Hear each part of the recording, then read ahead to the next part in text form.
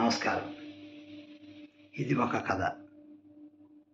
వాస్తవానికి రచయిత పేరు, కథ పేరు కూడా గుర్తులేదు. దానికి కారణం చాలా సంవత్సరాల క్రితం చదివింది. గుర్తులేదు కదా అని ఏదో ఒక పేరు కథకి పెట్టడమో, రచయిత పేరు పెట్టడమో ఇష్టం లేక ఉన్నది ఉన్నట్టు చెప్తున్నా. కథ నాకు అప్పట్లో బాగా నచ్చి మనసులో ఉంది. మీకు నచ్చుతుందని మిత్రులకు తెలియజేస్తున్నా. ఒక గ్రామంలో ఒక ఉపాధ్యాయ వృత్తిలో ఒక అతను ఉంటాడు. అతనికి ఒక కొడుకు ఉంటాడు.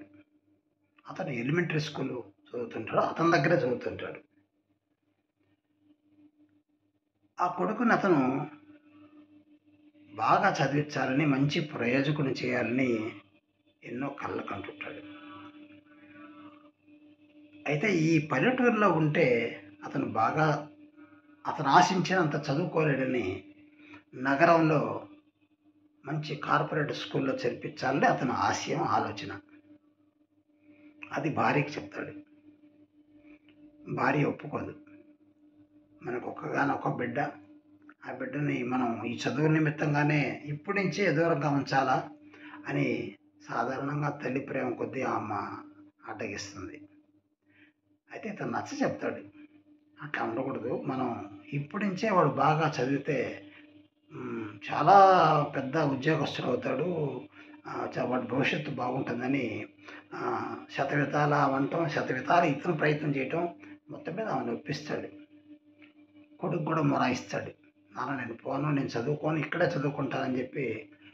కొడుకు కూడా ఒప్పుకోడు, వాడు ఏడుస్తూనే ఉంటాడు.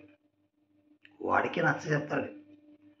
ఒకానొక సమయంలో ఒక రోజున అతన్ని నగరంలోని ఒక పేరున్నటువంటి కార్పొరేట్ హై స్కూల్లో చేర్పించడానికి తీసుకెళ్తాడు.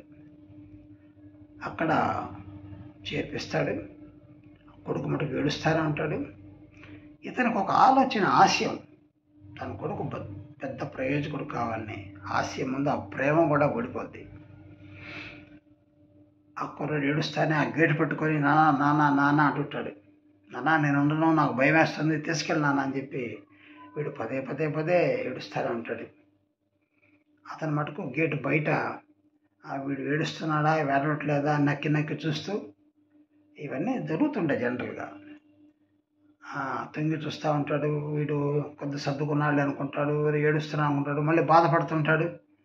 సరే ఇవన్నీ మళ్ళీ వాడు మనం ఇట్లా లొంగకూడదు, మనం లొంగామంటే మనం వాడిని తీసుకెళ్లాల్సి వస్తుంది అనే ఉద్దేశంతో మొత్తం మీద అతను వెళ్ళిపోతాడు. అక్కడ వాచ్మెన్ కూడా చెప్తాడు, ఇవన్నీ పిల్లకాయలు మామూలేరండి, మీరు వెళ్ళండి, మేము చూసుకుంటామని చెప్పి అక్కడ వాళ్ళు చెప్తారు. ఇతను కూడా బాధపడుతూనే వెళ్తాడు. ఆ పిల్లాడు మటుకు ఆ గేటు పట్టుకొని ఏడుస్తూనే ఉంటాడు. ఎప్పటిదాకా ఏడుస్తాడో వాడికే తెలియదు. సరే కొంతసేపటికి అది మానుకొని వాడు మామూలుగా రొటీన్గా ఇక ఆ చదువుల్లో పడతాడు. ఆ తర్వాత రోజుల్లో వాళ్ళ నాన్న వస్తా పోతుంటాడు, వీడి ఇంటికి వెళ్తుంటాడు, వస్తుంటాడు. అతను అనుకున్నట్లుగానే వీడు బాగా చదువుకుంటాడు, మంచి ఉన్నత స్థితికి వస్తాడు, పెద్ద అమెరికాలో పెద్ద ఉద్యోగంలో చేరతాడు. అతనికి పెళ్ళి అవుతుంది, పిల్లకాయలు. కొంతకాలానికి ఇతని భార్య చనిపోతుంది. అంటే ఆ ఉపాధ్యాయుడి భార్య, ఆ విద్యార్థి అమ్మ చనిపోతుంది. ఇక అతను అక్కడ ఒంటరిగాడుగా ఉంటాడు ఆ గ్రామంలో. ఇతను ఆ ఒంటరిగా ఉండలేక కొడుక్కి ఫోన్ చేస్తుంటాడు, అంటే ఉత్తరాలు రాస్తుంటాడు. మరి నేను ఇక్కడ ఒక్కడనే ఉండలేకపోతున్నాను, నేను కూడా అమెరికా వస్తాను, మీతో పాటు ఉంటాను, ఇప్పుడు వచ్చి తీసుకెళ్తామని చెప్పి పదే పదే రాస్తుంటాడు. సరే అతను కూడా నేను వస్తానా అని చెప్పి చెప్తుంటాడు. ఒకసారి ఒక ఉత్తరం రాస్తాడు, నాన్న అక్కడ పొలాలు, ఇల్లు మొత్తం అమ్మేసి నీ సామాన్లతో సర్దుకొని రెడీగా ఉండు, నేను పొలాన్ని రోజు వస్తున్నానని చెప్పి అతను ఉత్తరం రాస్తాడు. అతను చాలా సంతోషపడతాడు. పొలం ఏదో ధరకి అమ్మేస్తాడు. ఇల్లు కూడా బేరం పెడతాడు. ఇల్లు బేరం పెట్టేటప్పుడు అక్కడ గ్రామస్తులు అంటారు, ఏమండి మీరు చాలా రోజుల నుంచి ఇక్కడ ఉన్నారు, ఇల్లు ఎందుకండి అమ్ముకోవటం, అది ఉంచండి, మీకు ఉపయోగంగా ఉంటుంది అని కొంతమంది చెప్తారు. నాకెందుకయ్యా, నేను అమెరికా వెళ్తుంటే మా వాడి దగ్గరికి అని చెప్పి ఇతను ఏదో గర్వంగా, సంతోషంగా అతను చెప్తాడు. ఇల్లు కూడా అమ్మేస్తాడు. సామానంతా సర్దుకొని రెడీగా వాళ్ళ కొడుకు కోసం వెయిట్ చేస్తుంటాడు.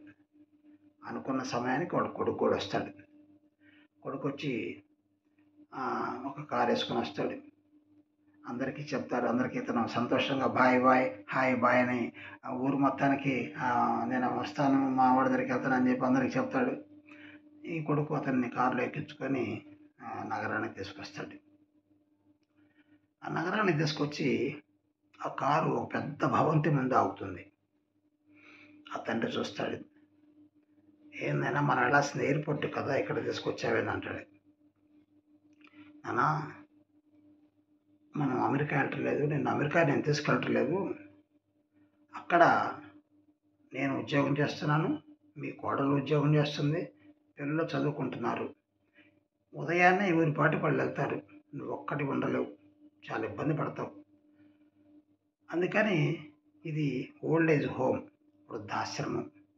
ఇక్కడ చాలామంది నీకు స్నేహితులు ఉంటారు, తోచుబడిగా ఉంటుంది. నీకు ఏం కావాలన్న క్షణాల్లో ఇక్కడ నీకు అందుతాయి. టయానికి భోజనం, చదువుకోవటానికి కానీ, పలకరించుకోవటానికి కానీ, ఆరోగ్య పరిస్థితికి కానీ నీకు ఏది కావాలన్న క్షణాల్లో బ్రహ్మాండంగా చూసుకుంటారు. తగిన ఏర్పాట్లు నేను చేశాను, తగిన డబ్బులు కూడా నేను కట్టాను అని చెప్పి కొడుకు తండ్రితో సెలవిస్తాడు. తండ్రి చాలా బాధపడతాడు. ఇదేంటి, వీడు నన్ను అమెరికా తీసుకెళ్తున్నానని చెప్పి నేను భావించాను, పొలం అమ్మాను, ఇళ్ళు అమ్మాను, ఊరు మొత్తం చెప్పుకున్నాను. వీడు తీరా ఓల్డేజ్ హోమ్లో తీసుకొచ్చి ఇక్కడ నన్ను వదిలిపెడుతున్నాడని చెప్పి ఇతను ఒక రకంగా ఏడుపే తక్కువ, అంత బాధపడతాడు. నాన్న, నాకు 2 గంటలకు ఫ్లైటు, నేను వెళ్ళాలి, ఇక్కడ నీకు అన్ని సౌకర్యంగా ఉంటాయని చెప్పి అక్కడంతా ఫార్మాలిటీస్ పూర్తి చేసి అతను అక్కడ ఉంచి బయటికి రాబోతుంటాడు. తండ్రి ఆ గేటు పట్టుకొని ఒక రకంగా ఏడుస్తుంటాడు. రే, ఇక్కడేందిరా, నేను ఉండలేనురా అని చెప్పి తండ్రి బాధపడతా ఉంటాడు. Same situation. ఆ రోజు కొడుకు భవిష్యత్తు కోసం కొడుకు ఏదైతే ఆ గేటు పట్టుకొని ఏడుస్తున్నాడో, ఇప్పుడు తండ్రి కూడా ఆ గేటు పట్టుకొని అదే దిగులుతో, అదే భయంతో, అదే బాధతో ఉంటాడు. ఆ రోజు తండ్రి లాగానే కొడుకు కూడా నాన్న ఏడుస్తున్నాడా, స్థాయిగా ఉన్నాడా అని అతను కూడా చూస్తూ అంటుంటాడు. అక్కడ వాచ్మ్యాన్ కూడా అదే చెప్తారు. ఆ రోజు ఏం చెప్పారో ఇప్పుడు కూడా నా డోల్పాటు అట్లుంటుంది అండి, సర్దుకుంటాడని చెప్పి ఆ కొడుక్కి చెప్తారు. సరే, ఆ కొడుకు కూడా చూస్తూ వెళ్తుంటాడు. ఇతను బోర్ని ఏడుస్తుంటాడు. ఇతను అనుకున్నది ఒకటి, అయ్యింది ఒకటి, అట్లానే ఏడుస్తూ ఉంటాడు. కొద్దిసేపటికి ఆకాశంలో విమానం వెళ్తూ ఉంటుంది. తన బిడ్డ ఆ విమానంలో ఉన్నాడు. తను కళ్ళ కన్నా భవిష్యత్ అంతా ఆ విమానం వెళ్తుంది. తను ఎంతో ఆలోచనతో, ఆశయంతో ఏదైతే ఆశపడి చదివించాడో అతని కొడుకు ఇతన్ని వృద్ధాశ్రమంలో జరిపించి అతను ఆకాశంలో విమానంలో వెళ్తుంటాడు. చాలా బాధపడతా, చాలా ఏడుస్తుంటాడు. నేను చేసింది తప్ప, రైటా, ఏంటి ఇది అని ఆలోచనలు పడి ఆకాశం వైపు చూస్తూ బాధపడుతూ ఉంటాడు. వెనక నుంచి ఒక అతను వచ్చి ఇతని బాధ గమనించి భుజం మీద వేసి ఓదార్చినట్టు కథడతాడు. అతని సాయి చూస్తాడు. నేను ఒక IPS ఫలానా, నేను నీలాగనే వచ్చిన కొత్తలో చాలా బాధపడ్డాను. 4 రోజులుంటే అదే సర్దుకుంటుంది అని అతన్ని చెప్తాడు. ఒక ఓదార్పుగా ఆకాశం వైపు, ఆ విమానం వైపు చూస్తారా అంటాడు తండ్రి.